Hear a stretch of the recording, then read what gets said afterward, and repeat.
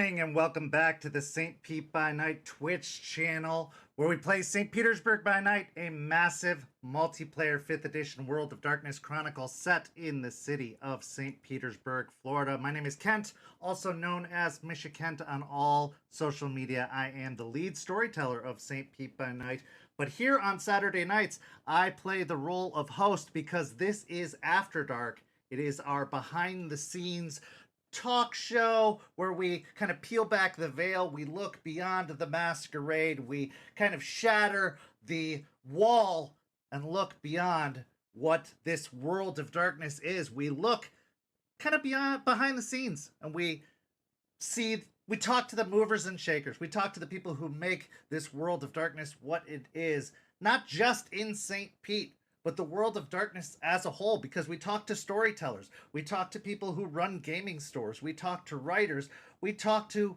just movers and shakers, as I like to call it. And tonight, we have some very special movers and shakers in my mind, because tonight we are talking to Josh, Heath, and Zachery Naldrett, two authors, collaborators, contributors, creators, individuals who have brought the world of darkness a fresh view, a fresh light, a creative spark that has not been seen before, because it's coming from their own imaginations. It's a new perspective, I suppose, which is something that is very much needed, honestly, because we always can use more content.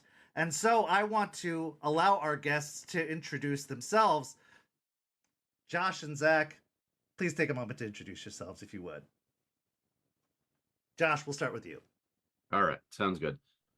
So I'm Josh Heath. I've been a storyteller, game master for, we'll just say, 30-ish years now. I got into role-playing games because of the World of Darkness. One of my first role-playing game experiences was playing a wow, my brain just totally died on me. It's late for me. A Toreador. I played a Toreador based on Billy Idol in my very first LARP back in the day. We'll just say it was a while ago. And I am pretty much everything except for artist in role-playing games. I edit, I write, I develop, I publish, and I have produced I think if not the most amount of products for the Storytellers Vault in one form or another. The second or third most are probably the things that I've worked on. I've also worked directly with Onyx Path Publishing and White Wolf in its Paradox form before it became the World of Darkness team. Though I've done a little bit of things with the World of Darkness team as well. Yeah, so I am, like I said, a longtime World of Darkness fan. And Zach, because I'll just ramble if I don't stop, I'm going to kick it to you. He's right. He will. I am Zachery Naldrett. He, him. I am one of those people who saw Kindred the Embrace and got into the game. I'm not all, dating myself at all when I say that I did not have a driver's license when it first aired and I first saw it. Not at all dating how old I am. Yeah, and yeah, that's how it started for me. I played in high school, went and to college and forgot about it for about 20 years until I popped in a copy of Hinder the Embrace, and that was about 8 years ago now, something like that. I don't know. Time is weird now. Well, and I think we all, because I started about the same time both of you did, based off of how we're kind of skirting around the time frame. The way we're all talking about it vaguely, I started about that time period too. But I want to get into the origin stories. But before we do that, I want to mention that we do have a giveaway on tonight's stream for everybody who's watching live at home. We are doing a giveaway of a dice set. That dice set that you see on screen right now, if you put in the hashtag DiceMePlease in the chat, you could be in the running for that specific dice set. So put the hashtag DiceMePlease in the chat and you will be in the running for that green and orange dice set. It seems perfect for a hunter or a werewolf dice set, and that will be mailed to you for free if you are in the US specifically. If you're in Canada, I can probably push for the postage to get it there, but if you're overseas, I might ask you for a few bucks to make that happen. But if you're in the US, it's absolutely free. I will ship that out to you. So if you're interested, put in hashtag DiceMePlease and you will be in the running to get that particular dice set. It could be yours. So hashtag DiceMePlease, and those are yours tonight. So, gentlemen, let's get into your origin stories. I love the origin stories of how people discovered the world of darkness, but I want to go back a little bit further than that. How did you discover TTRPGs? Because it's always an interesting story for each individual person. Some people discovered it through books they read, whether it started with Lord of the Rings. Some people discovered it because it was a hobby their parents introduced them to. Other people because of school friends, or others because they discovered it on their own. It's always a different story or a different take on that story. So I'd ask you each individually, starting with you, Josh, what was your origin story on discovering TTRPGs? Yeah, I've actually had to think about this quite a lot because I'm working on a webcomic describing my experience running games.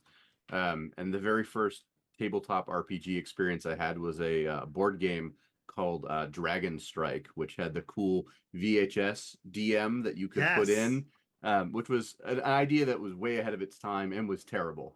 But it was certainly an interesting experience. That's how I got this idea that there are these role-playing games that are out there. I got a red box set of D&D and ran it once for my cousin. And then that was it for like a year or so. And then I met this guy who I was working at a stitching plant, right? A place where you make clothes. You could call it a sweatshop. And this guy was like talking to me one day and mentioned role-playing games. And I was like, that sounds interesting to me. And we ended up playing Robotech. So that Robotech was the first RPG that I ever actually played. And we played about 3 or 4 games of that before he was like, hey, there's this thing called LARP at the local college.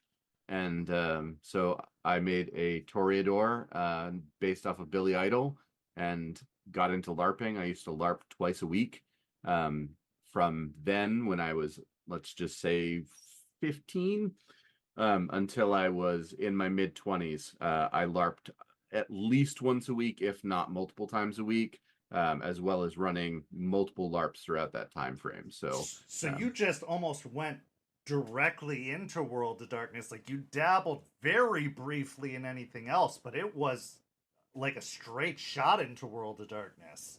totally, yeah. The Gray Book, Laws of the Night was my my gateway, basically, and then vampire mostly, but werewolf, wraith, a little bit of everything in LARP I tried. But yeah, definitely like the first thing I jumped into. Wow. Zach, how about you? So the first time I had interacted with a TTRPG book was at a church. I was like maybe 8 years old. There was someone had a book. I was reading through it. I think it was like some sort of mech game.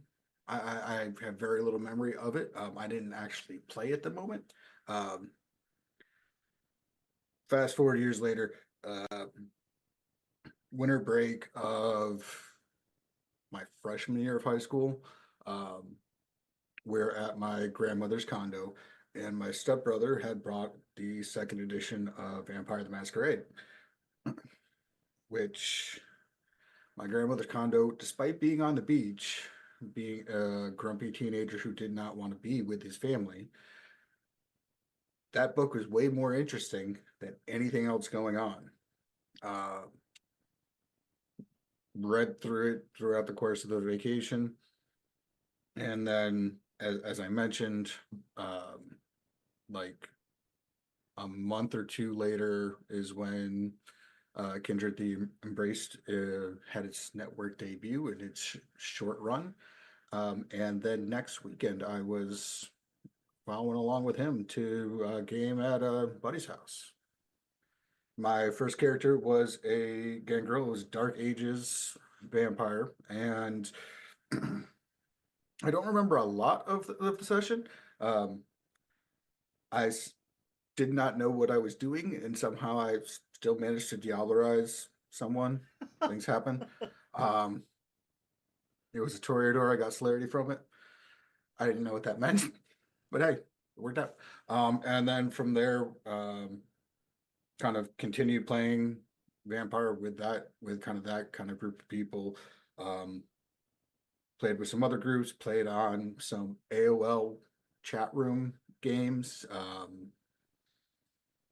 Again, it was mostly Vampire. We tried Werewolf once, and it turned into a 3-hour fight session where we were trying to, like, because we couldn't really describe like how we were doing things as a werewolf, and like the fight started when my Silent Strider Aron just charged at the enemy, and it took 15 minutes to explain exactly what I wanted to do. We were standing up. I was like getting all fours. Okay, if he's in lupus, and then he's gonna shift into in turn, and just it was a thing.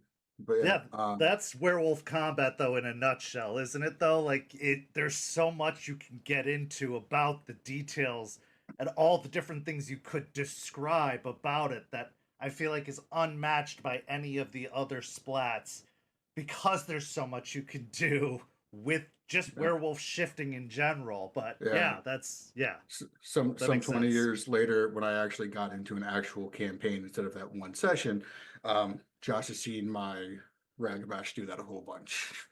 Definitely. I'd ask good you, descriptions. I'd ask you this though, but what is it about World of Darkness that hooked both of you? Because that being your introduction is very interesting to me. I see most people get in through Dungeons and Dragons, obviously, is usually most people's introduction. I've heard a few people find it through Pathfinder or some of the other games, Cult of Cthulhu being one that's interesting also. But World of Darkness has always been a niche game, except in the late 90s when it was at its peak, but it's always been kind of a niche game. For it to be the intro system for both of you, or kind of your big splash into TTRPGs, is very interesting to me since it's not the big game, or not most people's common introduction. What is it about it that appealed to you, and what is it about it that kept both of you hooked into TTRPG as a hobby? You know, what is it that kept you interested, especially all these years? Josh, we'll start with you. Yeah. I think for me, I was a theater kid, I was a punk, and those things just kind of, particularly with LARP, I'm like, oh, I'm just doing an improv club event again, right? It's just a different type of improv.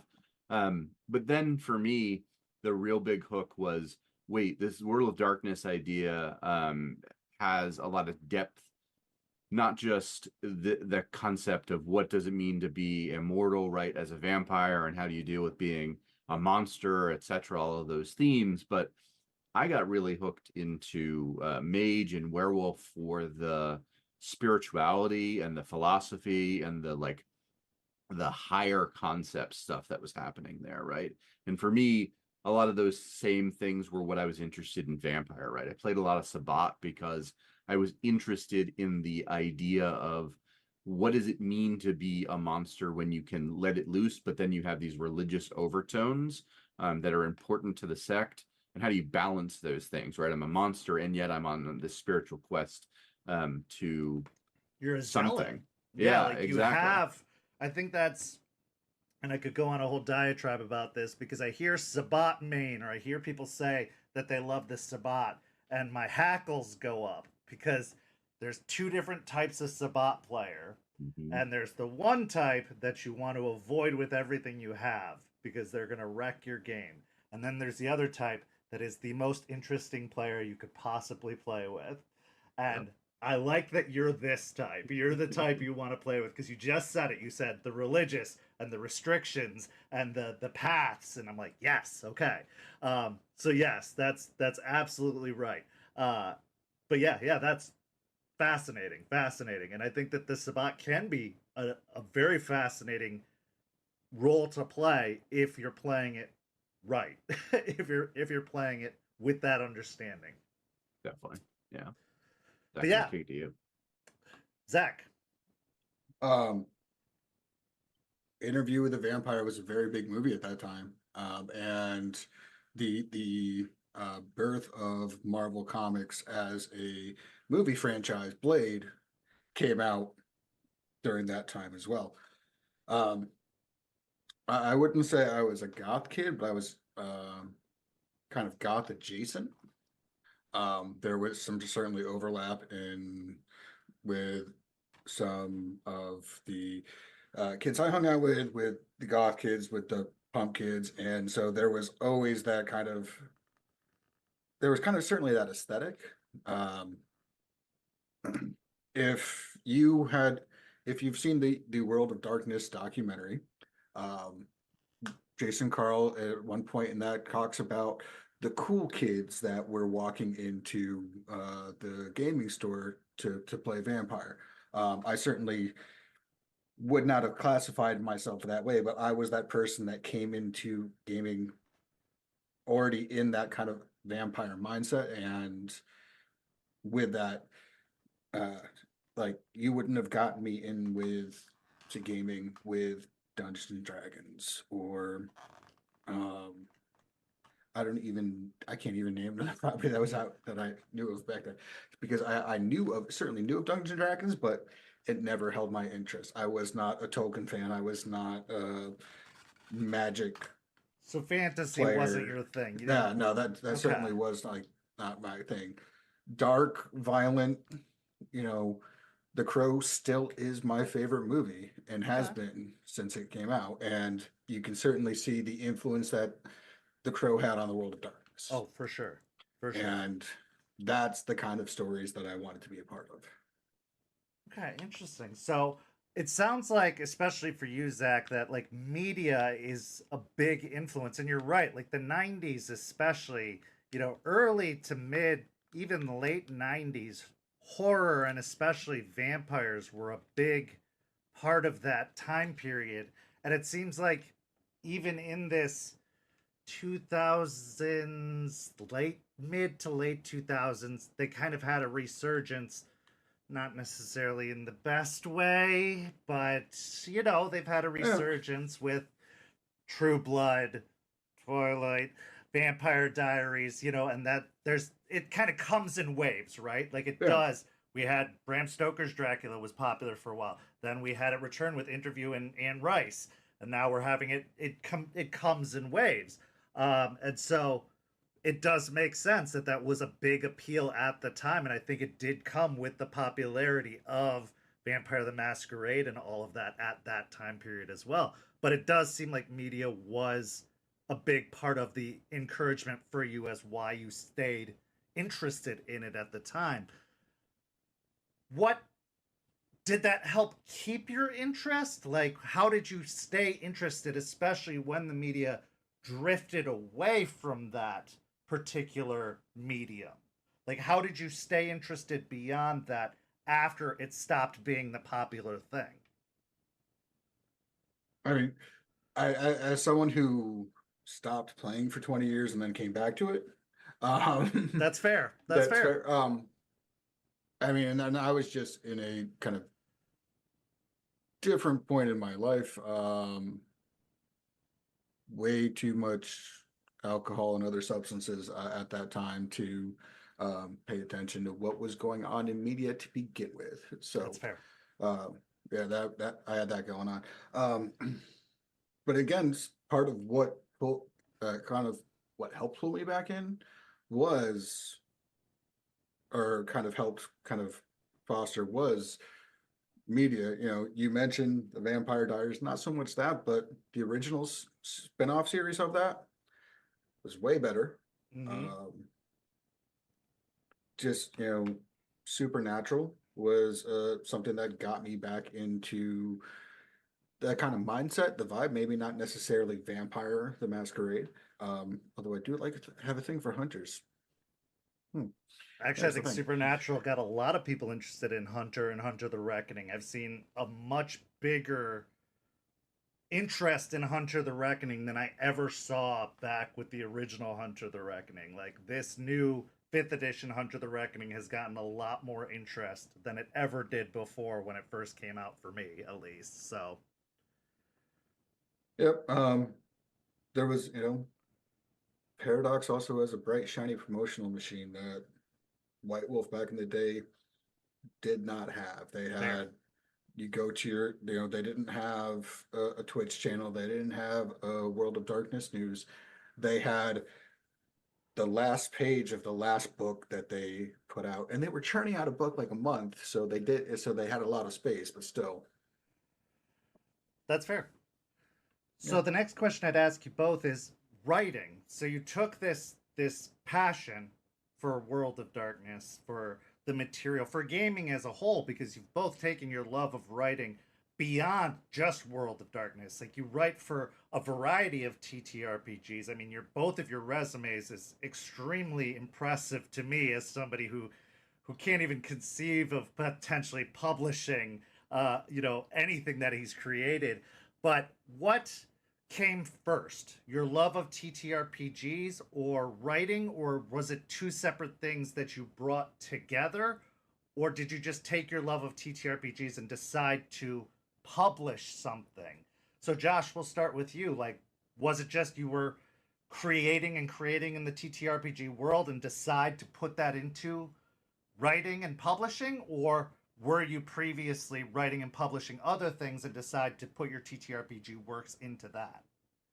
So this is a little bit of a complicated question for me, so I apologize if this It's gets to okay. be too long of an answer. But I was a writer as well as being a theater kid, right? Growing up, so I wrote a lot of terrible poetry. I wrote a lot of short stories. I tried my hand at a novel that never went anywhere. So I did a lot of writing, right? And then in the mid 2000s, I joined the Army. And that was a total shift of my life. Like I'd been homeless before that and just not in a good place. Joined the military, continued running role-playing games, mostly tabletop. While I was in the military, I actually got an award for running D&D twice weekly while I was deployed. because it was a morale boosting activity, right? According to the people who gave me the award. I'm whatever. I thought it was cool that I got, noticed for running games, right? So anyway, but fast forward to grad school, and I had this plan. My plan after going through grad school was to go to work for the UN, and I was going to do that. And in my final semester of grad school, a professor said to me, "You are going to hate working for the UN. I know this is your dream. That's what you want to do." And after a couple of conversations with him and other people, he was absolutely right. Like that was not going to work for me. And so I came up with this idea to create a program to do intercultural dialogue using role-playing games called Reach Out Role-Playing Games. And to promote that project, I realized that it would be helpful to build a network of people within the tabletop role-playing game industry to help that project get off its feet. And freelancing was a good way to do that. I had, before that, zero interest in writing for role-playing games. Never crossed my mind. Even when I was playing games all the time, I never even considered that it was a job someone could do, right? Obviously, these books had to come from somewhere, but it was never in my brain that I would be a person writing in the industry, right? But I had this project idea. I saw freelancing was a way of building a network to do the project. And then that's kind of where it went from there. I went to the Grand Masquerade in 2016, saw the new Paradox White Wolf kind of stand up at the very beginning, and realized this Storytellers Vault thing would be a great angle for me because I've been running and playing World of Darkness games for so long that I could just create something without having to reference anything, right? I could do it almost from memory. Even character sheets, like I could whip out a character sheet without having to look at a book.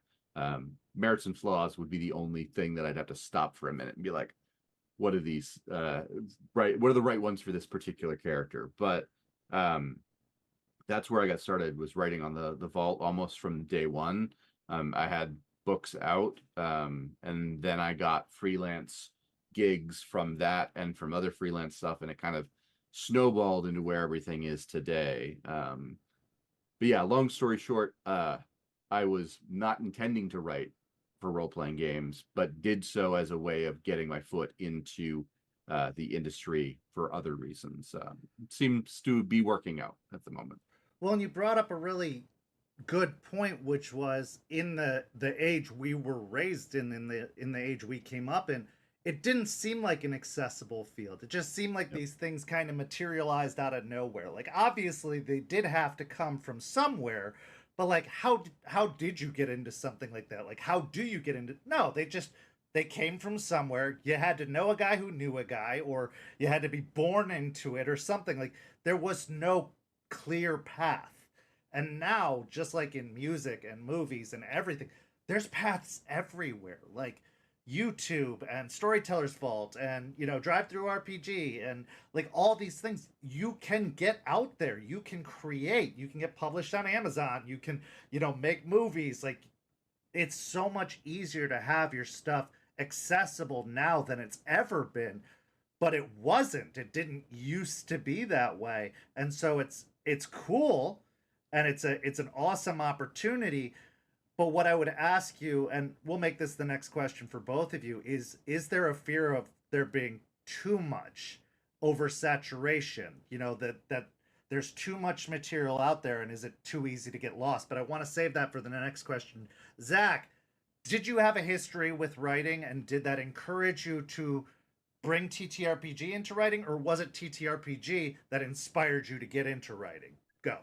It was probably TTRPG that got me inspired in writing. I took a creative writing course in high school, where I wrote a lot of bad gangrel related short stories and poems that always got a disapproving look from my teacher when I turned it in, and comments about it being too violent. There's been the kind of idea that like, oh, I could be a writer, sure, if I just figured out how to do it. at one point in high school, I wanted to go to college in Atlanta so that I could be an intern at White Wolf. My parents did not have take the weekend off to fly you down to Georgia to go visit school money. They had, okay, we can get there by car. You can look at that school money. Oh, we have to stay at a hotel. Nope, we can't do that. So that didn't work out for that reason.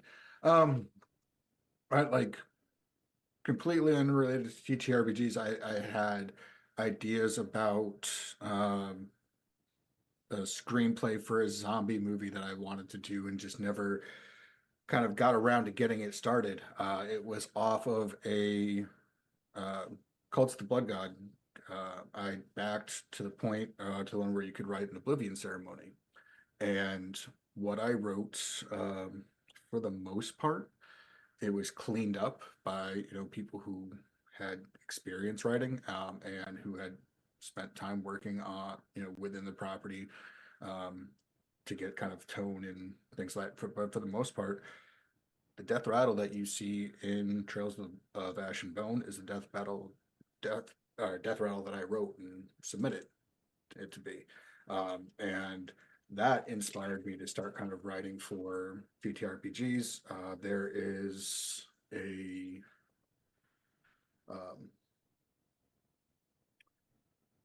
there's a Storytellers Collective, which is run by Ashley. I am going to forget her last name right now. Who has done work on multiple Dungeons and Dragons related things and other things like that. Who she essentially runs various writing workshops. Write your own first adventure. I took that and wrote Hunter's Hunted Tale. A month later, I turned out a scenario for like retelling the story of Sleepy Hollow, which happened to be on the 200th anniversary of the original publishing of the book, and it was a V20 story for both Camarilla and Sabat. And if you've read that, you can tell which one of the two I favor, because one of them is just not fair for the players. But yeah, that's like how I got into it. Is was kind of pulled in from that kind of. I always had some idea of music, just never found a way to capitalize or never found the motivation to do it until I got those words of encouragement. Like, yeah, this is good, But that's what a great boost to get to see someone say, we like this, we're just going to polish it up a little bit, and then to have it included in a property that you have idolized and admired for so long, to see it actually made official, something you've created officially. That's the dream, isn't it? Like that's what we've all wanted, and that's something that we had basically been raised believing was impossible, right? Like that's what we were told our whole youth, that that's inaccessible. You can't do that. That's impossible. But now it's been made possible.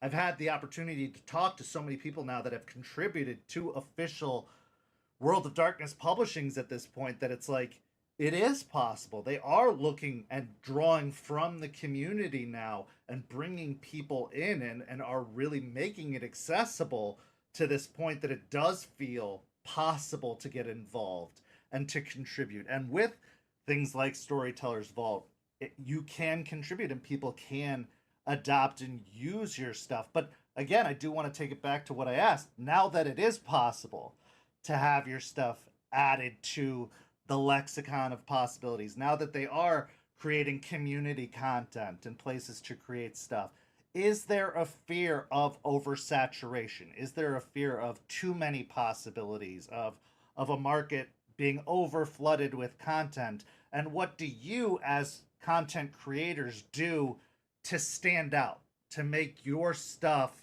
stand out from everyone else to make sure your stuff is of a higher quality, or make it worthwhile, make it that your stuff does better than what everyone else puts out. Josh. I don't think there's I'll go back and forth on this, right? I don't think today, at least, I don't think there's such thing as an oversaturated market, right? Okay. Yeah. I think that creative ideas, creative endeavors can always have more, right? If you are a creative person, if you're interested in writing or drawing or doing anything else in any creative field, do it, right? Put it out there, get feedback, get paid, right? Whatever it is that helps keep you motivated to do the thing right, do it.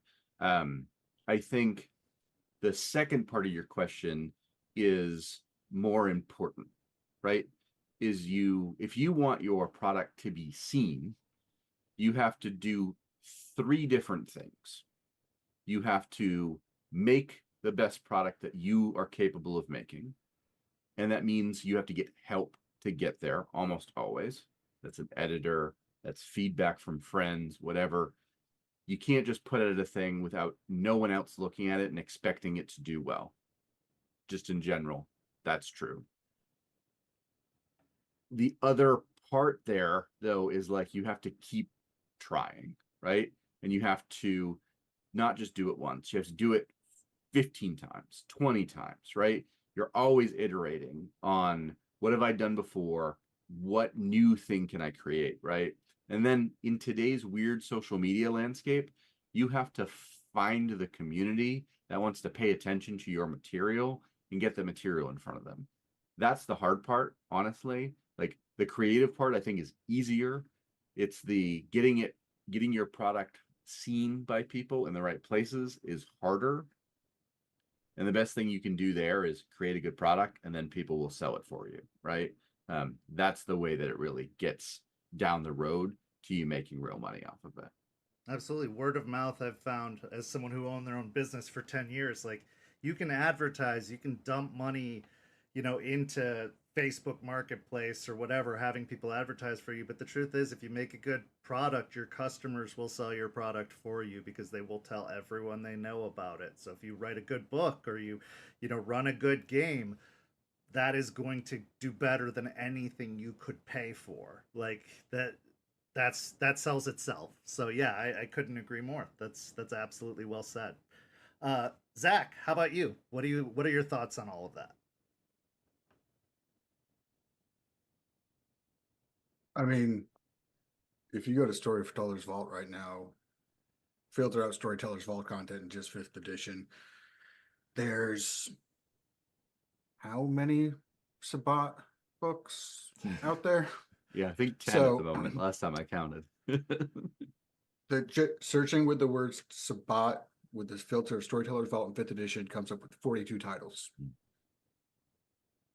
So yeah, there certainly is the potential for there to be oversaturation. Again, same thing, if you type in Bali into Storytellers Vault 5th edition, you're getting 11 results. Hey, I got one of those. Zach, stop. There's a lot out there, because it's the idea of finding something that is, for me, it's finding something that is missing from what there is. I took a look at the official Sabbat book. I did not see, I didn't think that the forgotten paths, I thought that needed to be a little bit expounded on, because I thought those are certainly things that can be playable and still have a place in V5. And they were just kind of pushed off to the side, describing me like these were a thing and they existed, and we're not going to say anything more about that than these 3 paragraphs.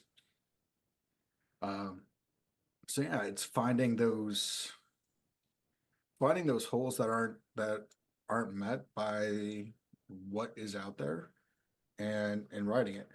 For me, a lot of times there's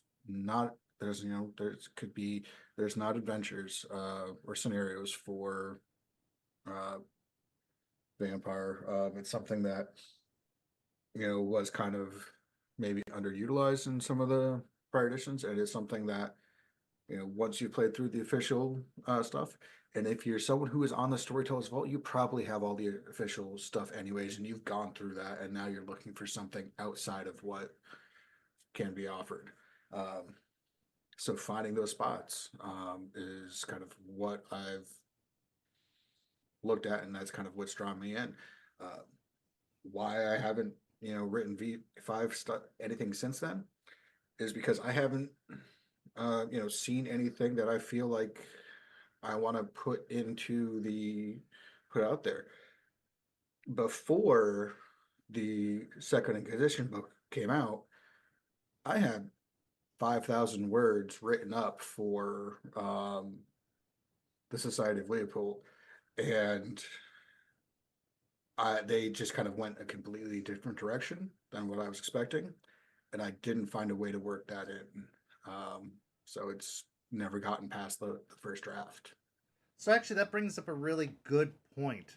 When you're creating something, do you ever worry, or do you ever find yourself kind of concerned that World of Darkness is going to come out with something that's going to contradict something you've written, or is going to completely undo something you've done? Because I could see that being a concern, that the canon is going to completely obliterate something you've created. Now, I believe, and I've always believed, storytellers can do whatever they want. They've never been bound by the restrictions of what World of Darkness publishes or what Wizards of the Coast publishes.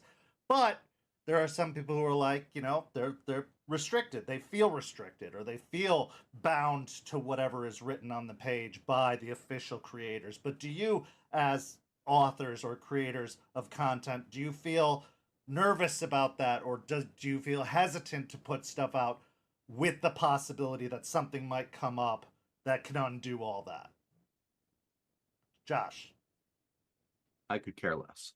And I have to take that attitude now because I wrote Dark New England as Beckett's Jihad Diary came out and before V5 came out, right?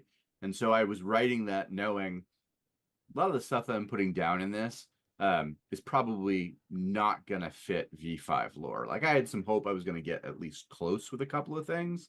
But when V5 came out, multiple things that I had put down on paper that I was like, this is absolutely how I would write it.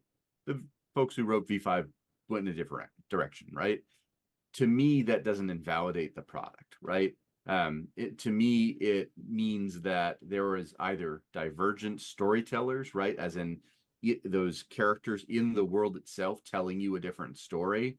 And maybe someone's lying, right? That unreliable narrator is an essential part of the World of Darkness. So I think it's almost better to have competing narratives, right? Where one thing is true, the other thing is true at the same time, right? How do you, work through those problems?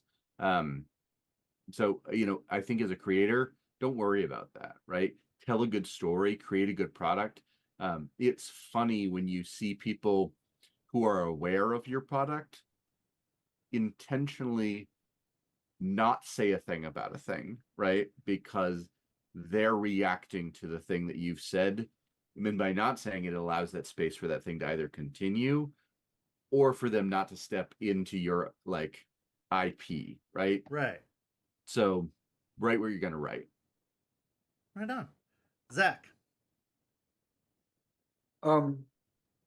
So it certainly depends. I've seen a lot of people who have had success looking at this, and I'll use the Sabbat book as an example. People looked at it and were like, no, this is the Sabbat. This is what I want it to be. I'm putting this out there for other people to see. And it's kind of how much you're invested in, how much you want something to become manifest, and put it out there. I had, for other reasons, I had bad taste after looking at the Second Inquisition book, and I was like, you know what, I don't want to. I didn't want to continue with what I had going at that time. Um, it's this is not something that I am doing for uh, money. I am not making a sufficient amount of money. It pays for what I buy off of drive-through. That's about it. And I spend a lot of money on drive-through, but I'm very thankful. But this is not, money that I need. That this is not a job. This is a hobby. This is kind of a free time thing. Um, and if I don't have that kind of focus and that, like, yes, I want to see that through, I'll put it just on the side, and maybe someday I'll come back to it. There's certainly things that I've released after the fact, for a fair amount of time after I had written it. An example is the werewolf thing I put out about patrons of the Southwest. I wrote that like 2 years before I put it out. Just didn't, I had the draft. I just didn't have the drive to push it through until I found the right time to put it through. For sure. I Sleepy Hollow, I turned that around start to finish in like 3 weeks because I had the motivation to get it out. If something else is on my mind, I'll go a different direction. I'll find another creative outlet. It's something that you have to enjoy, and you have to have that passion for it. And if it's, you might have a good start on something, and if something turns, the idea is not there. It's a struggle, and it's no longer fun to push it, something like that across the finish line. Well, I can tell you as a frequent peruser of Storytellers Vault, it is always nice to see creators such as yourselves putting out alternatives to what World of Darkness is publishing, what they're putting out there. For example, when Werewolf 5th edition came out, we try to use the rules as written and try to stay on the cusp of whatever they're releasing. We always, in our community, want to have the up-to-date rules, disciplines, everything they're releasing, or splats they're releasing. So when they released Werewolf, we wanted to make Werewolf available as soon as possible, and to bring it forward as soon as possible. But when we got the rules and we were making our first table, we found that there were things that were kind of missing, and we were trying to figure out the mechanics and trying to make them work. So I went to Storytellers Vault, and we eventually discovered Kaldorian's Reclawed rules, and we started implementing some of those. And so having that as an option, seeing that somebody pushed through and made something that could work and could adapt the rules and kind of fill in some of those gaps that were missing, was so valuable. So I love that there are people like yourselves who push through, find the passion, are, so passionate about this that it isn't about the money. It's about the love of the game. It's about taking something and making it work because they love it so much, because they want it to be out there, and that's so valuable. So what I want to talk about next is the differences in editions, because I looked over both of your offerings and what you have available, and I've seen a lot of 20th anniversary stuff as well as some 5th edition offerings, but primarily 20th anniversary seemed to be where both of your passions were. But before we got to that, I want to mention our dice giveaway again, so I'm going to do that really quickly. St. Petersburg by Night is brought to you through collaborations with our partnered vendors, Wolfpack Dice, Ember Fox Dice, Dragon Ink Dice, Bear the Bard, Champs Tramps, Penshi Artista, and Chromatic Creations.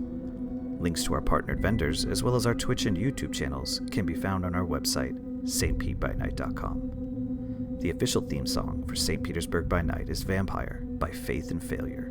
You could find them at faithandfailure.com. You can follow St. Pete by Night on all socials with the hashtag St. Pete by Night. If you wish to support our program, you could do so at coffee.com/St. Pete by Night to help keep the stories rolling.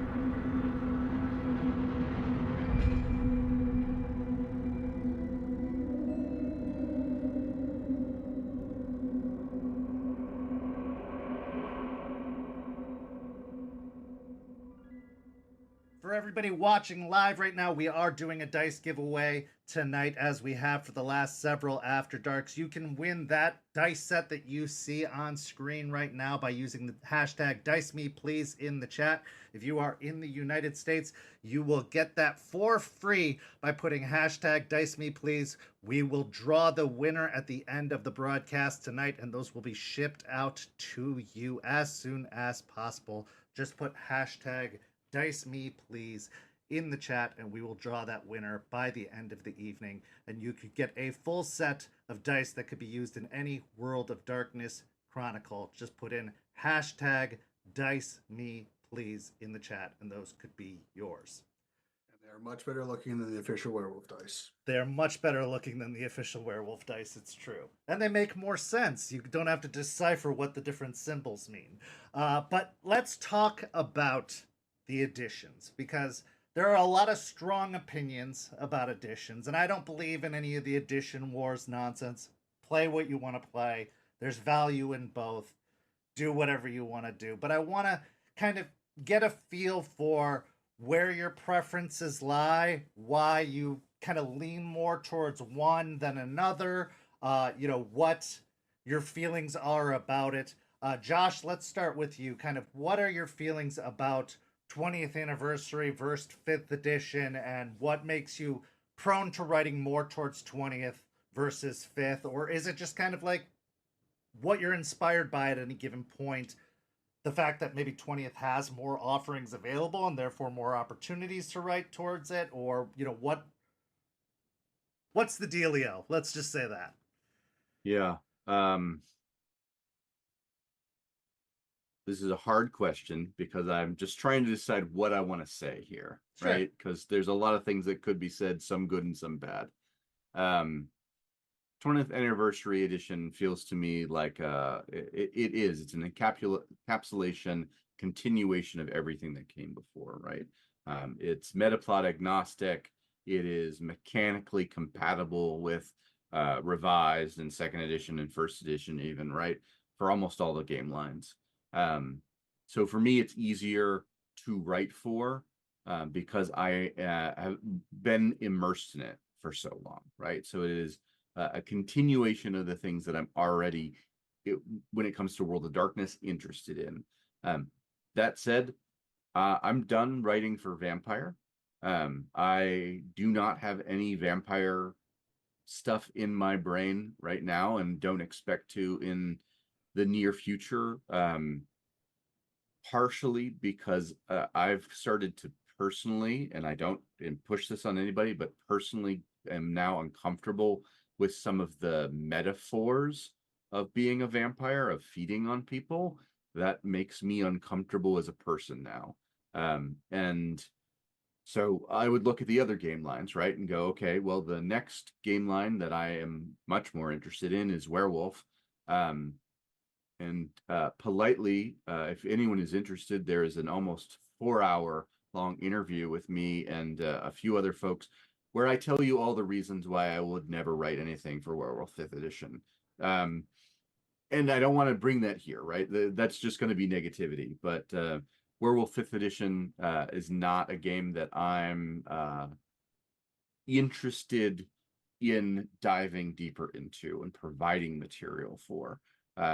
So at this stage, if I was writing anything for the World of Darkness, it would have to be something that grabbed me and inspired me that I couldn't find in another place, right? It might be mage related, could be changeling related, right? I could see myself doing something for those. But honestly, I'm at the moment looking to write hope punk games, right? Things that drive me to be the best person that I can be. And I see that less in the World of Darkness than I used to. And so that's where I'm spending a lot of my energy. So that's my very polite way of answering that question. I appreciate that. No, that's totally honest and legitimate. And truthfully, I mean, looking at the landscape of the world, I mean, that can be modeled in, if honestly, I think we can look towards the World of Darkness when we feel the world is in a comfortable place that we can delve into darker themes. Yeah. When the world is not in a comfortable place, it's hard to access darker thematic elements within ourselves, to play in a dark playground if we are feeling uncomfortable in the state of things in our own world. And I think that's accessed in media. You'll see a lot more dark horror movies come out when we're in a happier time period because people are more comfortable going to that place. Whereas when we're in a darker time period, you see less of that material, or you'll see more fantastical horror elements come out and less real life, realistic horror elements come out. And so I get that. I totally get that you want to go towards more of a, hopeful punk element like that. That absolutely makes sense. So I totally appreciate that viewpoint, and that's very, very helpful. Honestly, that's a really good perspective to take. I appreciate that. Zach, how about you? I will go into kind of there are some, when Vampire Fifth Edition came out, I was very big for it. There, I thought it was very it was a very good step forward mechanically, and I think it was very well done there. There are some things that I had, quibbles with that I could forgive. And then have you played Shadows of New York? I have, yeah. Okay. Um, so the first time where the character's girlfriend is in the background and makes a comment about having shipping issues of her product, and cancellations, I was like, really? You're gonna put this in, date your game like that? When they made it part of the story that a character that they took the feeding element out of that game, that there was a pandemic going on, I got really fucking annoyed after having 2 months before buried the first of my friends to die of COVID. At the end of the game, where the girlfriend gives you a guilt trip about ignoring what she's dealing with, the pandemic, and dealing with your own things, I threw my remote at the wall and almost broke it. I calmed down, gave it some time. February, I see someone from the World of Darkness sharing on their personal Twitter account, joking about a Bloodlines character being the cause of COVID, which I thought was really a bad move. And I had hope at the time, after Justin Akili had been brought on, that this kind of thing would stop, because like these were things that were like personally hurtful to me, because they always seem to happen like a month or two after a friend dies of COVID. Justin Akili comes on. If you have the New York by Night, there is a fantastic write-up on the credits page about the events of 9/11 and why that was not made part of the story, made part of the World of Darkness at that time. And I get about 6 pages into the second Inquisition book, and they joke, and it's a punchline. Like 2 weeks after, I virtually attended the wake for my friend Anthony. Like, at that point, I was ready to just write everything off at that time. I was fuming. I gave like my last. I was like, okay, different line. I'll read Hunter the Reckoning, and this is a book that should have just hit everything for me. This should have been like right in my wheelhouse. This is the book that I wanted, and it just kind of felt flat. And I don't know if that was other preconceptions, if I was already in kind of a negative mindset on the product, so that I didn't filter it, or I looked at it with biased, and I wasn't looking at it for the joy of reading a book about hunters. I was looking at it for something that would be like, what did they do this time to disappoint me? And I haven't bought a World of Darkness product since then. So I haven't read anything that has inspired me to write for it.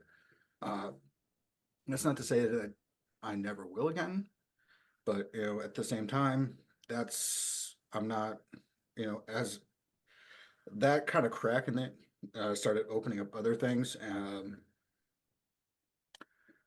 situations going on with outside of the books that I personally, wasn't a fan of, and it was like, yeah, this does not put these people in a good light. And if this is what they're doing in real life, do I want to be buying books to kind of go along with that? I, I can't make this kind of comment about Josh has about Werewolf Fifth Edition because I haven't read it. I haven't That's bought fair. it. I read the samples pages that were put out there. I saw some comments defending it, where they were trying to make the tribes like the rest of the tribes. But when I looked at those other tribes, they didn't strip away the history that behind them, um, which made me go back and look at things critically and vampire. So I'm not, you know, it's an opinion. I'm not, uh, I don't like kind of the direction that it went in. And so until there's something that draws my attention to it, I'm not gonna No, read it. So I've got nothing to pull from. it's interesting because I feel like there's a lot of sometimes it feels like there's a one step forward, two steps back, or two steps forward, two steps back approach with some of the World of Darkness properties recently. Because, like, they made this big, grandiose statement with Werewolf that they were like, we're starting over. It's a brand new canon. We're erasing everything that came before. Then they released the Shattered Nation book, and they make all these references to the old lore. And it's like, well, you said we're starting over. Why are you mentioning King Albrecht? Why are you mentioning, all the you said we're starting over. Why are we still mentioning this stuff? Like, Yeah, don't yeah. say we're starting over and then keep going back on that. Like, you gotta stick to what you say. But this is the problem, right? Like, Yeah. they don't have a clear vision. They lose Justin Achille. They're losing creative directors left and right. They can't keep a solid team because it seems like when they have a person, that person's like, okay, this is the way it's going to work. Then somebody disagrees, probably someone up high, tells them no. They give up and leave. And then the direction shifts again. And then it shifts again. And then it shifts again. So there's no clear direction. And it's just scattershot everywhere. And so I see that frustration. I can totally see that frustration. And you're not the first individuals I've talked to that have said that out of the old, loved people who beloved World of Darkness who have kind of given up on it for a very good reason. I don't disagree with that. I can totally see. And that hurts me. That makes me sad for all of us because I also was so happy to see World of Darkness still living. When White Wolf closed, I thought that was it. I thought we were done. When Chronicles of Darkness came out, my heart broke because I was like, we are done. Like, that's it. What we love is gone. It's over. But then when I saw that a fifth edition existed, I was like, holy cow, it's still here. It's gonna keep going. And then it was not living up to what I had hoped. And I see that on all of our faces. I see that heartbreak, and I want to support it, hoping it's going to come back somehow, that the right people are going to be put in the right place, and that it can come back. But Bloodlines 2 could be horrible, and that hurts me. Go ahead, Zach. If it ever comes out. But to bring it back to something that you mentioned at the beginning, with what the media is that is influencing it, World of Darkness that we see now is not necessarily being influenced by Blade, by Crow, by Interview with Vampire. It's being influenced by Twilight and by Vampire Diaries and new blood and these other media that weren't there that we may not have come up in. And that's bringing in a different audience. And there's a lot of times, it's not necessarily maybe an edition war where there's, V20 versus V5. It's the people who are drawn to V5 are coming from a different outside media than the people who came through second edition, revised, etc. And we may have different visions of what a vampire is. That said, Zach, like I actually think I don't think V5 knows what it wants, who it's speaking to, because it could speak to that new set of vampire media effectively. And I think it would be a good game if it did that. But it tries to kind of speak to everything, and it doesn't do so well. And I think this speaks to the point, Kent, about what is the vision, right? What is the point? What is the theme and mood of this game, right? And I think we need a strong theme and mood for these games to work well, right? And I don't think we're there. I think we're super far away from there. One of the ways I would describe World of Darkness, Old World of Darkness, was it was unapologetically edgy. It can't be that now. It has to be mindful of the mistakes it made before. And that's fair. The world is a lot more sensitive now, and rightfully so. I will say, rightfully so. So before the pitchfork and torches come out, rightfully so. We can't be releasing some of the books that they released way back when. That wouldn't fly now. But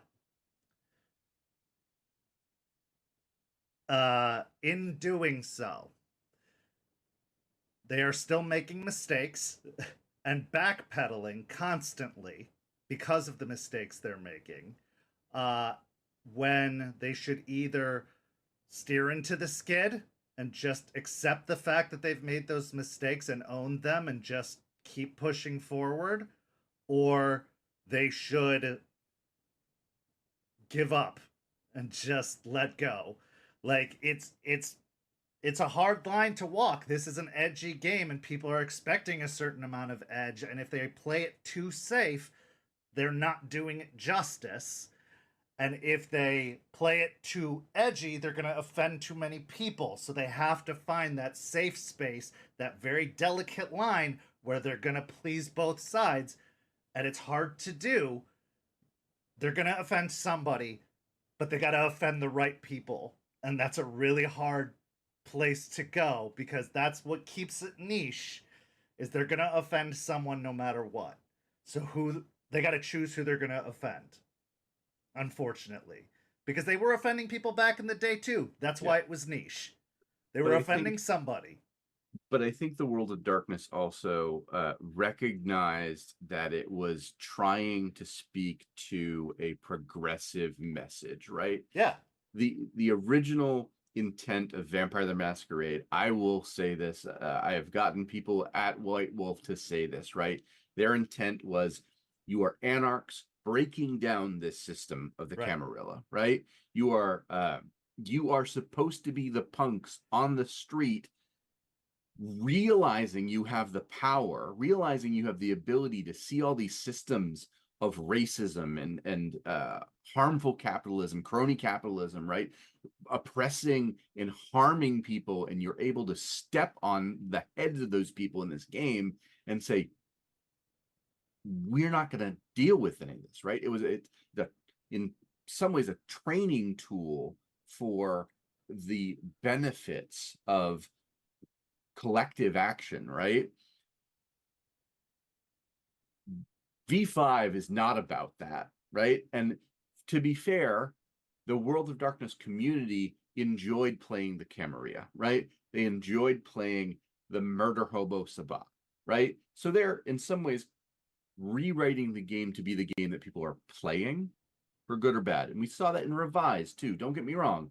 Revise was very much, oh, people are playing the Camarilla.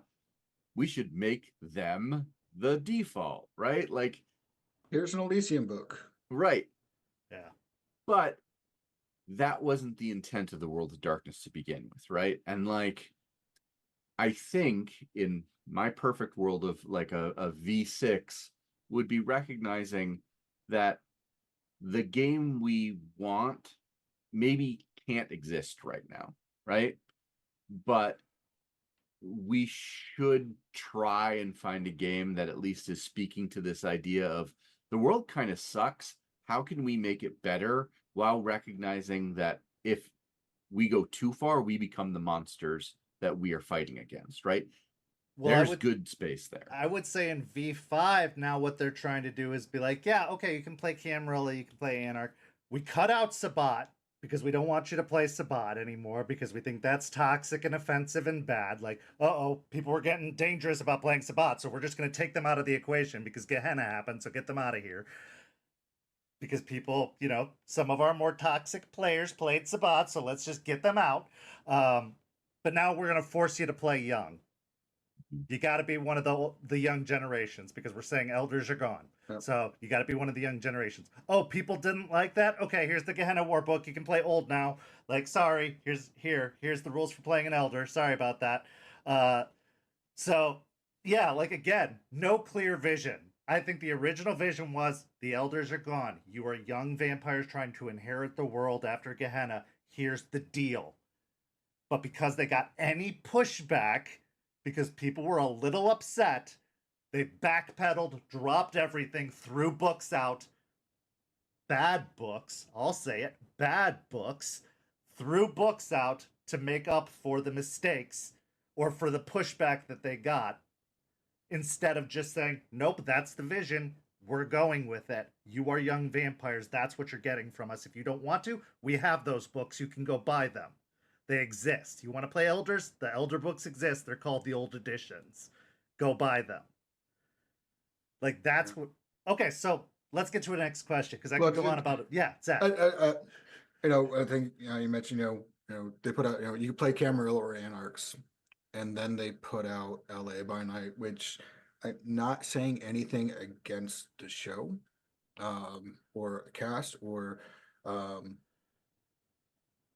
that was not Anarch play.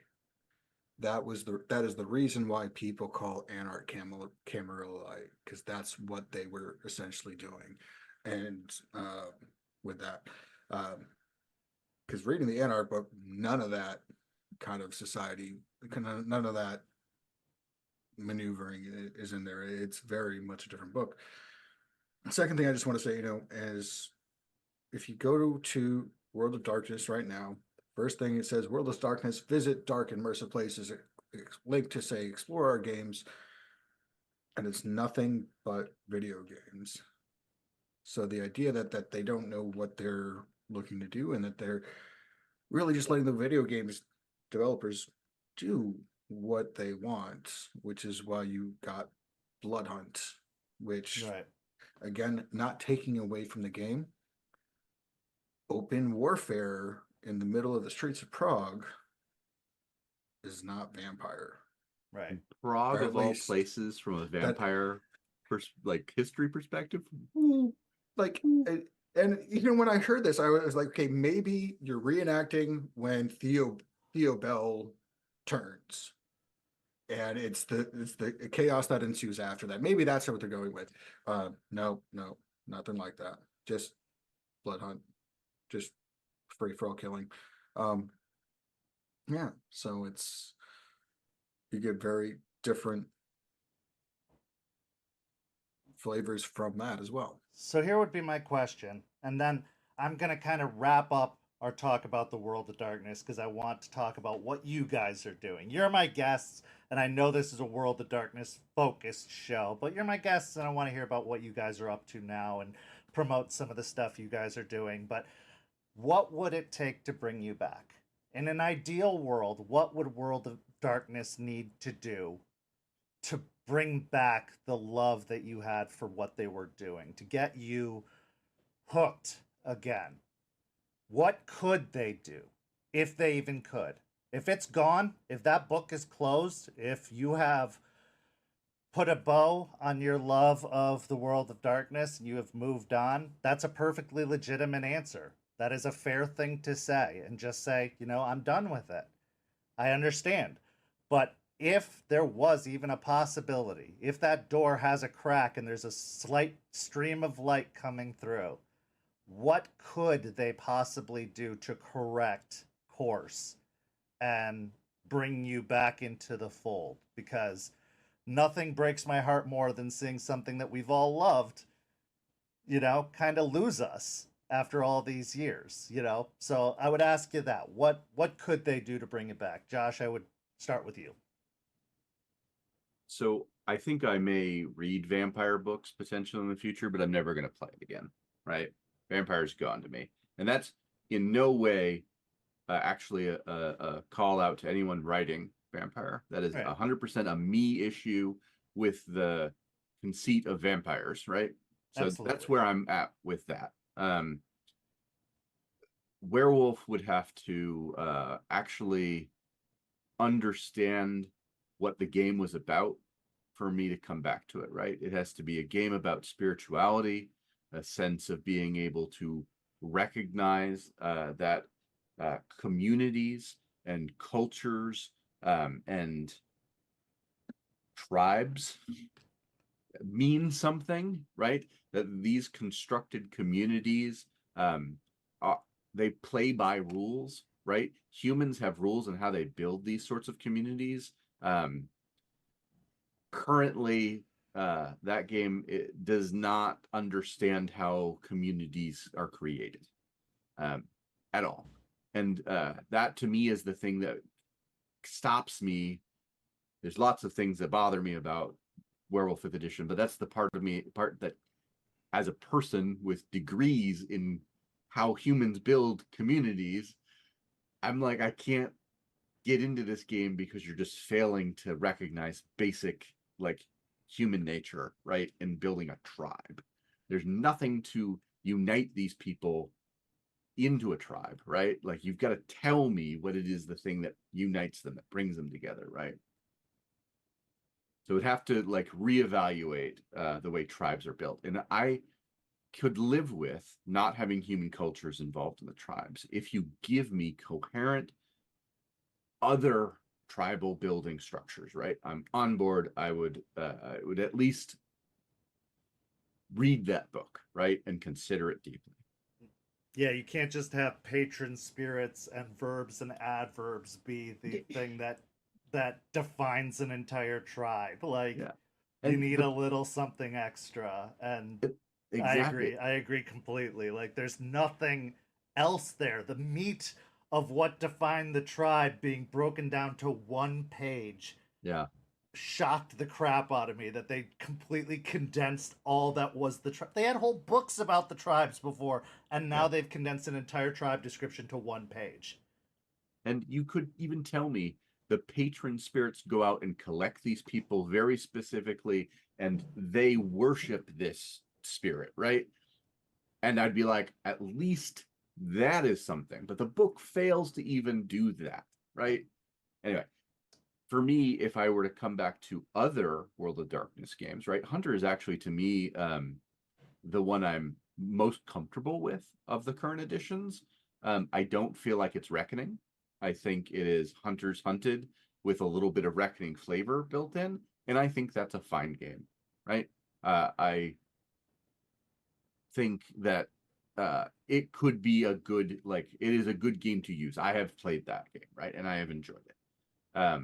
But to me, Mage is my big game now, and so a Mage 5th edition would have to recognize that it is inherently a philosophical game tied up into human magical traditions, right? And I do not know if you are following the current path of these games, they wouldn't do that, right? These creators of this game currently would not do that because they've chosen not to with Werewolf, right? And so I am so terrified of them releasing Mage. I am so same. terrified, and I feel like it's next, and I am so scared because that game should be last. That game, it's got the most potential to break everything, and it should be last. And even Changeling would actually be easier for them to make right now, right? Yeah, they should drop Wraith, they should drop Changeling, they should drop all these other games first, and Mage should be last. Because if they're gonna break everything, at least do it when everything else is done. Do it last, and then you can just be like, well, we don't have anything else to release anyway. Here you go. Because, oh my god. It has... Yeah, if you're gonna screw it all up, at least screw it all up when we're done with everything else. Like, don't... I'm so scared. I'm so scared. So to answer your question, it would be hard for me to get back into the world of darkness, right? It's not impossible. It would just be hard, right? It would a significant reevaluation of the direction of the game lines. And honestly, most of V5 does build on previous stuff in Vampire, right? So there could be a few things done to, at least from a storytelling perspective, make me go, that is a Vampire game, even if I'm not going to play it, right? Right. But so if they released like a Werewolf 5.5 where they redid it and did like the tribes the way you described and stuff like that, maybe you'd be like, okay. I would at least consider it. Okay. There are other things that have bothered me about the construction of the book. Yeah. But I would at least consider it. Okay. Zach, how about you? My joke answer would be that they acknowledge that Bloodstained Love came off of my April Fool's cover for fucking Kindred Guide to Vampire Sex. But there are people who have developed for or written for 5th edition that if they asked me to work on Hunter, I'd say yes. If they asked me to work on Vampire, I would be hesitant, and I would need to it would need to be the right project. Like if you came on to say like, hey, we want to do a chronicle about the followers of Set and how they're really different than the Ministry, I probably would, pass on that. It would have to really speak to my interest. If you've got a book actually explaining what the differences between Caitiff and Thin Bloods are that you need to work on, I'm available. There's people who that I've worked with that know how to get in touch with me, but I don't see anything beyond that to get me to write for Werewolf. Sorry, for Vampire. And Werewolf is just I'm probably not touching Werewolf. They probably didn't want me to touch Werewolf, to be honest. I've had enough discussions with people who wrote for them that we had to change the topic because of non-disparity clauses. So I might already be on a list of those.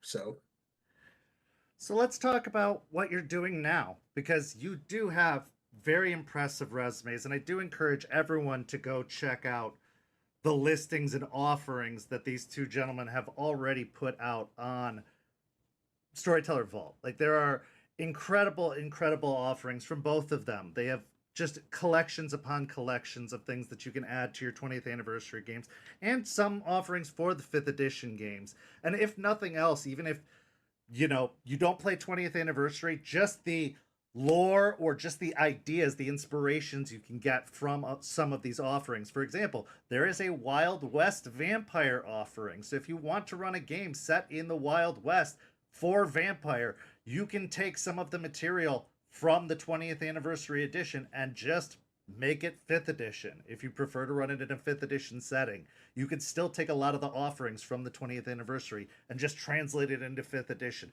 They have got you covered, and I'm going to make sure to show those pages and give those links before the end of the show here, but there's a lot to offer. But you guys also work with a lot of other systems as well, and I think our viewers, as diverse as they are, they play a lot of other games, so I think they'd be happy to hear about your other offerings as well. So, Josh, what else have you worked on, and what are you currently working on?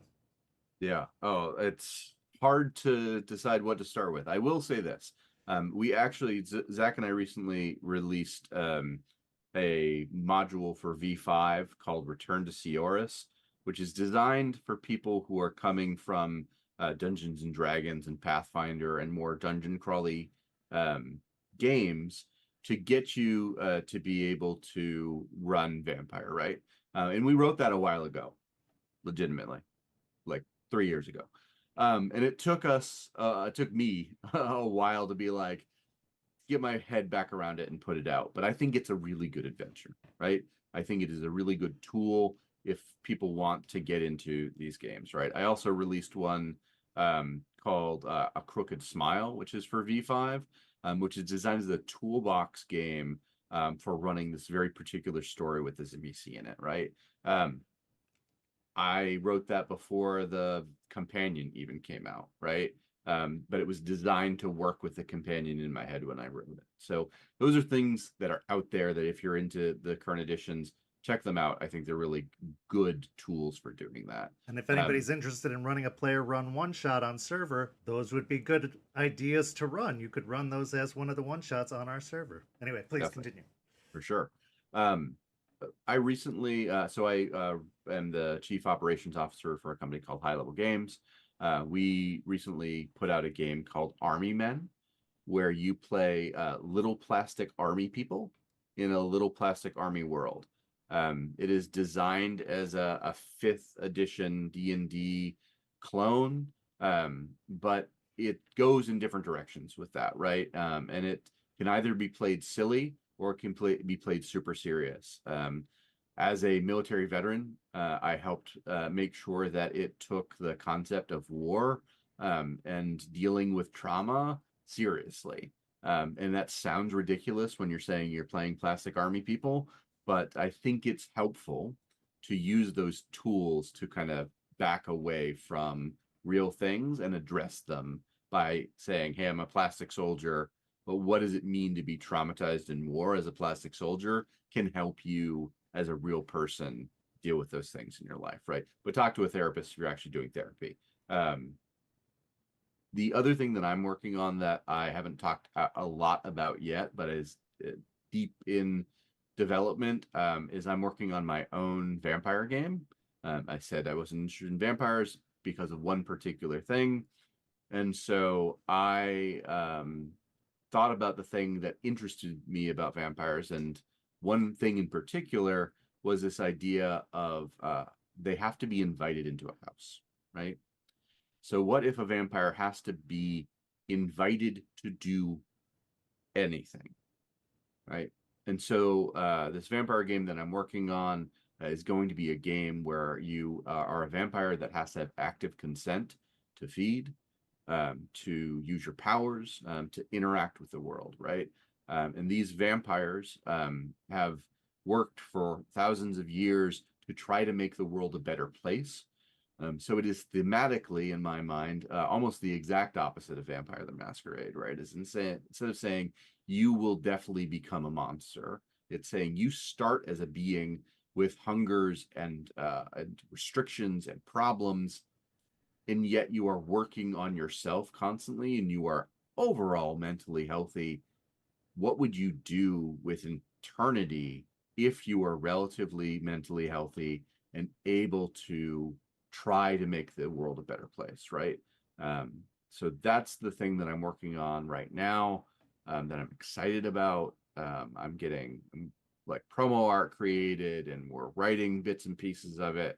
I don't know when it will be out, but we will eventually do a Kickstarter for it. And I'm excited because it lets me do some of the lore stuff that I love about Vampire, the good like storytelling, like history lore, and use that and then say, again, you instead of being a monster, you're trying to be better, right? You're trying to be a good leader supporting people. And yet, when you're like fighting against the evils of humanity, you can't directly do anything, right? You can't attack that human that is hurting people directly, because they're never going to consent to you doing that. How do you work the world to eliminate these harms while still like being restricted by these things that Well, you're you restricted can't by? actually take direct action. How do you take care Tweak of it? it. Yeah. Yeah. Oh, Yeah. that's fascinating. I find that absolutely fascinating. So we're gonna have to stay in touch about that because I'd be interested in keeping tabs on that. That's really, really cool. Oh man. Uh Zach, how about you? What are you working on currently? I mean, we heard some of Josh, but I'd love to hear your perspective on that stuff as well and what else you're working on. So yeah, I have, I've I kind of transitioned away from, I mean, I started doing it a little bit before, but my focus more on other community content programs. Um, my still longest thing that I've ever written is They Came to Get You, Barbara, which Josh edited and did layout for, because that was, with 30,000 word tribute to Night of the Living Dead using They Came from Beyond the Grave. And kind of after doing a whole bunch of work on Scion, and I have and other freelancing for OPP, I kind of started looking at, spent like the kind of maybe last year and a half, kind of looking at trying other games that I maybe hadn't looked at before to see if that's something that I could find myself writing for, and kind of trying to find something. Um, there's some things with Call of Cthulhu that I just um, could not uh, see myself going that route. I took a look at City of Mist, and really just that system didn't appeal to me. And as much as some people may say system doesn't matter, um, when you have a good story, it's, as I said earlier, there's got to be that kind of love and the desire and the passion to write it. And if I'm not feeling it, I'm not doing it. So I do have a large collection of solo games that I've been meaning to try out and get through. And maybe just something small, and that doesn't have to be, part of just something like little thing like that. There's a solo RPG called The Wretched, which spawned a open license for Wretched and Alone, and that's kind of what brought me into that kind of. So uh, I have decided to dedicate it by next month or so to get through my backlog of uh, RPG Zine Club that I get sent to me every month from Plus One XP, to kind of read through and uh, use that as a kind of a fresh motivation. That's I'm just awesome. going to say, Zach, that if you write one, I will help you edit and lay it out. And I know Tony, so we can potentially get Plus One to publish it. I'm just saying, if you wanted to. Yeah. Yeah, and you could talk to Tony. He has a policy that certainly is very good for him. And that's fair a good, too. it's a fair policy, and I'm not very far off of that path. I'm like a half a step removed, so Fair. I'm by default on the bottom of the list, but I'm perfectly okay with that. Well, gentlemen, I want to thank you so much for joining me tonight. This has been an absolute treat, and I really do appreciate the insight that you've provided, not only on 5th edition, on World of Darkness. It's been so interesting hearing your stories, and I want to thank you for everything you've contributed. Good, bad, otherwise, it's important what you do, and it's important what you've brought to the table and how much you've offered. And, the love of the game never goes away if you've contributed something to it. Even if you've moved on to other interests, your love will shine through in your work, and that work will live forever as long as there's a Storytellers Vault and as long as there are people that have a piece of that work. So I encourage everyone to go check out their work, to go get a piece of their work and add it to your collection, because they put their heart and soul into it, and they put their love of the World of Darkness into it, as well as their love of these other games. And they are very, very talented, and we should all appreciate that talent and that love and add it to our own love of the games, and our own lexicon of the games. But before I do the plugs for these two wonderful, wonderful guests, I want to do our giveaway. All night long, we have been offering these green and orange dice, which could be yours by using the hashtag DiceMePlease. So if you have entered that hashtag at any point tonight, you are in the running, and I am going to announce the winner of those dice.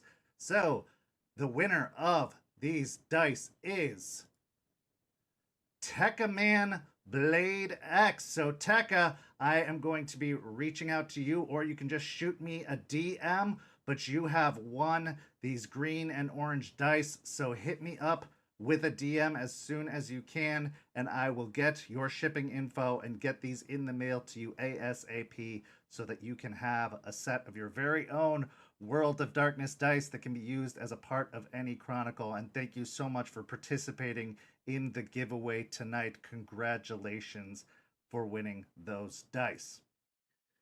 So I'm going to start by promoting High Level Games.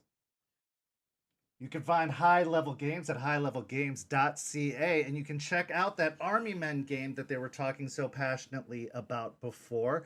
You can support High Level Games on Patreon, but you can find that at highlevelgames.ca. So go check out that website and check out that game. It sounds like an excellent project and an interesting game, but you can support both Josh and Zach at highlevelgames.ca and checking out that particular game. You can also support Zach and find out everything there is to find out about Zach at zachrules.com. That's Z-A-K rules, R-U-L-Z.com, where you can see that impressive array of work that Zach has created and continues to create, as well as all kinds of interesting information about our guest tonight.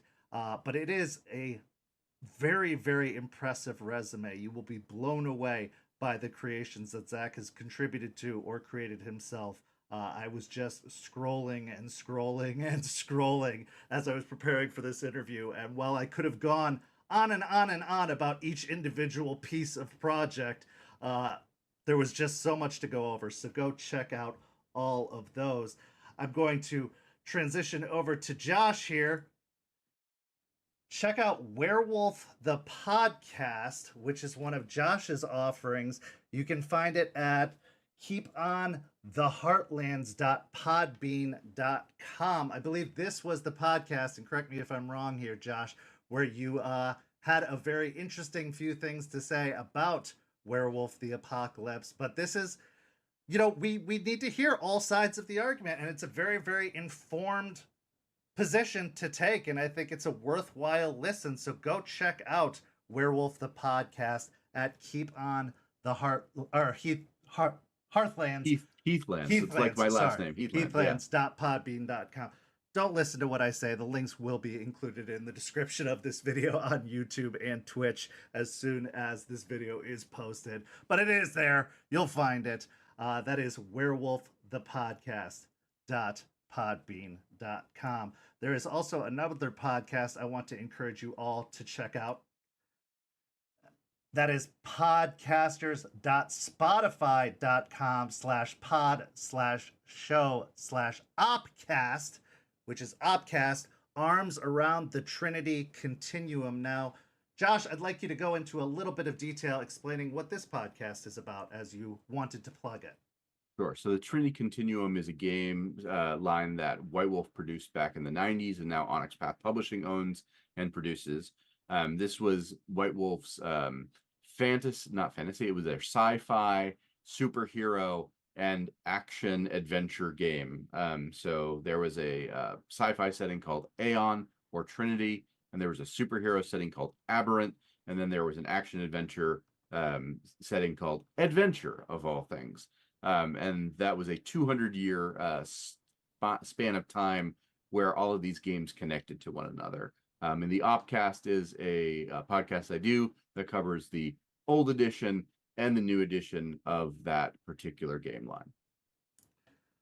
Fantastic. And of course, I would be remiss if I didn't direct you to head over to Storytellers Vault.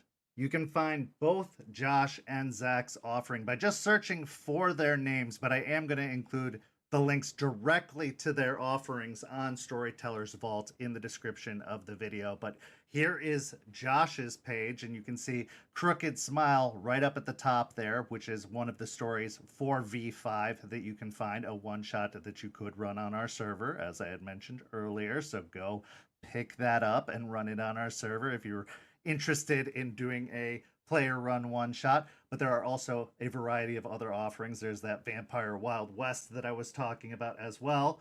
And then there's also Zach's Storyteller Vault offering with that Return to Seoris adventure that they were talking about as well. So again, lots and lots of offerings on Storytellers Vault from both of them. Go check out those pages and fill out your libraries of so much material that you can add to your games, to your characters, and to your overall knowledge base of World of Darkness, and to support our amazing guests who have taken time out of their busy schedules to be with us tonight and to have a very, very enlightening conversation with me. Thank you guys so much for taking the time tonight. I can't tell you how much of an honor it was for me to talk to two old, like myself, World of Darkness players who have gone on this journey. And while, time changes us and we move on to different passions, the love will always be there. And maybe one day we'll be able to return to the World of Darkness and find a love for it again. But if nothing else, we can take the memories with us into the future and hope that the hobby still finds love from others going forward. But thank you so much for joining. Thank you all for watching. And if you're interested in the World of Darkness, come join our community. The Discord link is listed in the description. We are teaching people about the World of Darkness all the time. So come join us and go follow us on all the social media listed down below. But for Josh and for Zach, I'm Kent. Thank you so much for joining us, and we'll see you next time. Have a good evening, everyone.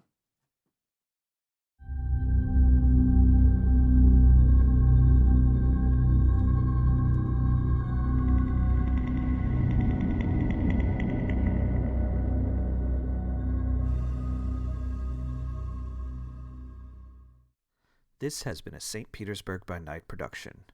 After Dark is produced in agreement with the World of Darkness and Dark Pact. The host for After Dark is Kent. Visit our website at stpbynight.com for more information about all of our productions and how you can become part of our community. Thank you for listening. Until next time, fangs, stakes, and claws out.